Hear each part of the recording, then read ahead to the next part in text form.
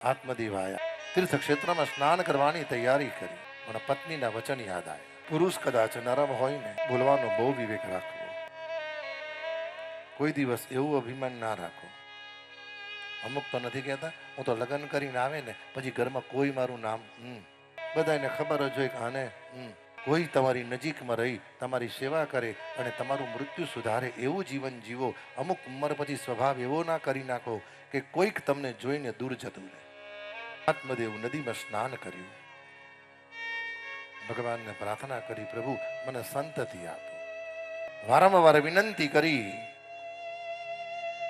આત્મદેવને પત્નીના શબ્દો યાદ આવ્યા.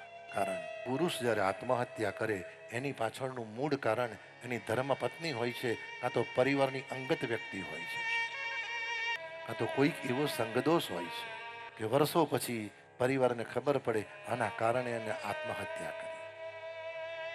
અને કોઈક વાર સ્ત્રી આત્મહત્યા કરે એના બે કારણ હોય છે. ક્યાં તો સમય કરતા વધારે બોલ કરે છે, તો કોઈક વાર એના શબ્દો જ એને આત્મહત્યા કરવા તરફ લઈ જાય છે.